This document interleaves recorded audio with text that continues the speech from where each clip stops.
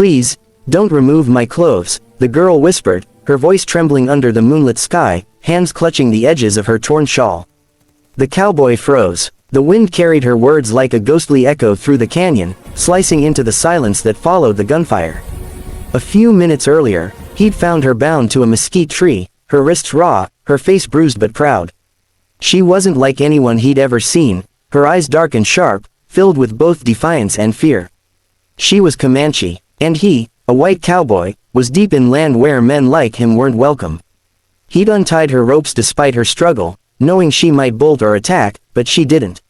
She just collapsed, breathing like a hunted animal that had forgotten how to rest.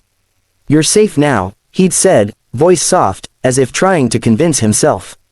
But when he reached to help her wounds, she begged him not to touch her, not to take her clothes away. That plea would haunt him forever. He didn't know what had been done to her before he came along, only that her captors had fled when they saw his rifle. She shook uncontrollably, not from the cold but from something far deeper, terror wrapped in shame. I'm not gonna hurt you, he whispered again, lowering his hat, his hands open. But she didn't move, her eyes darted to his hands, her body tense like a coiled spring. Finally, he tore off part of his coat and offered it to her. Here, you can cover yourself, just let me help with the blood. The girl's lips trembled as she whispered in broken English, white men always say that before pain. His heart twisted, he wanted to deny it, but her words carried truth from a world he'd never lived in, a world of raids, broken promises, and survival. As the moon climbed higher, he realized saving her wasn't the hard part. Understanding her would be. He built a small fire, keeping his distance. The flickering light revealed the faint scars on her arms and neck, reminders of what humans do when they forget mercy. She watched him with suspicion that never softened, her eyes darting between his rifle and his hands. You speak English pretty well, he said softly.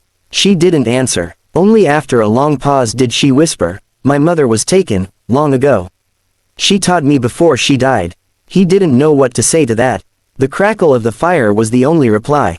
In that silence, something unspoken grew between them, an invisible bridge between guilt and grace.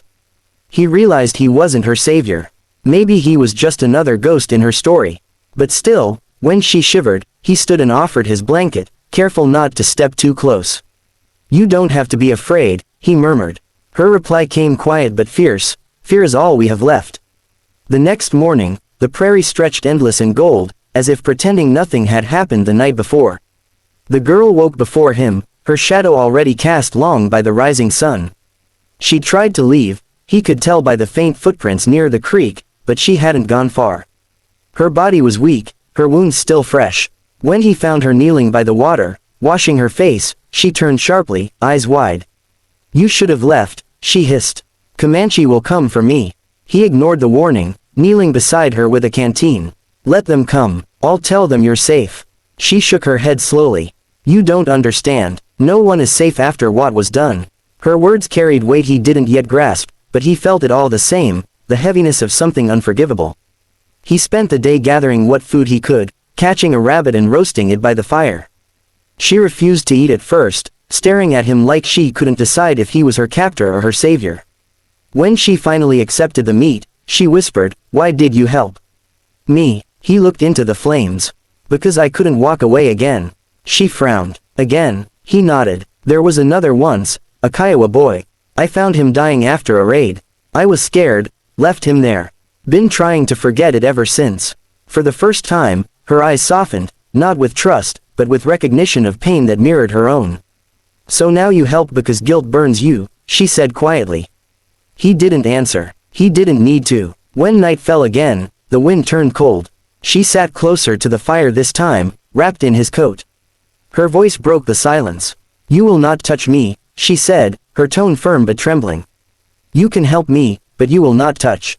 He nodded slowly. You have my word. She stared into his eyes, searching for deceit, and finding only exhaustion. Comanche say a man's word is like smoke, it vanishes. He gave a sad smile. Then I'll just have to prove I'm real. As the firelight danced across their faces, the distance between them felt smaller, though neither dared cross it. She hummed an old tribal song under her breath, a melody full of grief and strength. It lulled him into stillness, the kind that comes only when two souls stop running from their ghosts, if only for a night. By the third day, they reached the ridge where his horse waited. The sky was bruised with storm clouds, the air thick with rain. She looked out across the valley, her expression unreadable. "You'll go back to your people," she said. "Forget me." He shook his head. "I couldn't forget you if I tried." Her eyes narrowed. "Then you'll suffer too." Lightning split the sky, and in its flash, he saw tears she tried to hide. "You think I don't already?" he said softly. "I don't want to take anything from you. I just want you to live." She stepped closer, the rain mingling with her tears. "And if I do, will you stop feeling guilty?" He swallowed hard. "Maybe, maybe not, but I'll know I did one thing right." For a moment, she reached for him, hesitant, trembling, and then stopped herself. "Don't," she whispered. "If you touch me, I'll break. You don't understand what they did. You can't fix it by being kind." His chest tightened. "I'm not trying to fix it," he said. "I'm just trying to be the man I should have been all along." The storm broke then, drenching them both. Thunder rolled across the valley as if the sky itself was mourning. She looked at him through the downpour, eyes fierce, then turned and began walking toward the mountains. He called after her, but she didn't stop. The rain blurred everything, her figure fading like a memory he was never meant to keep. When she disappeared into the mist, Ethan, because that was his name, though she never asked, fell to his knees, his hat soaked, his soul heavier than before. He had saved her body but could not reach her heart. In trying to give her freedom, he had torn open the wound of her past, and his own. He stayed by the fire until dawn, staring into the ashes where her shawl lay forgotten. The wind carried her song one last time, soft and distant, before the plain swallowed it whole. He whispered into the emptiness, "I'm sorry." And for the first time, he felt it wasn't forgiveness he wanted. It was understanding, but that, like her, was gone forever. The morning sun bled pale gold across the plains, but its warmth never reached her. She sat wrapped in his coat near the fire, staring blankly at the horizon where the earth met sky in endless silence. Ethan moved quietly, trying not to disturb her as he gathered his things. He'd stayed awake most of the night, watching her flinch in her sleep, every rustle, every shift in the wind pulling her from one nightmare to another.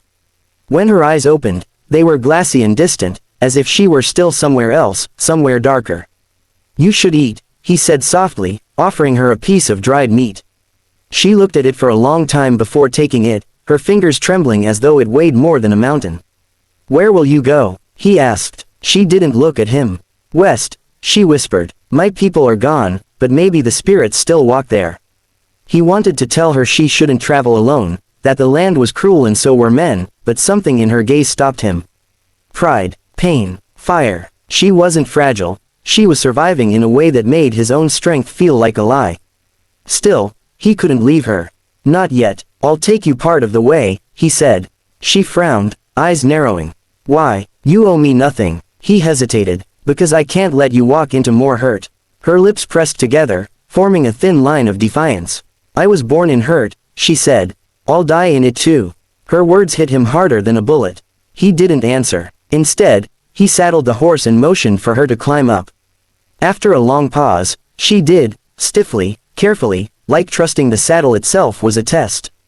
The trail ahead cut through wild country, broken mesas, whispering grass, and wind that carried the ghosts of everything the frontier had taken. Ethan rode slowly, giving her time to rest. At midday, they stopped by a stream, the water cool and clear. She knelt to drink, cupping the water in her hands, her reflection rippling beside his. "You could have left me there," she said after a long silence. "Why didn't you?" He stared at the current, his reflection twisting with hers. "Because I know what it's like to wish someone would come back." She tilted her head, confusion flickering in her eyes. "Who didn't come back for you?" He took a deep breath. "My brother. We were kids when the fever came. I ran for help, never made it in time.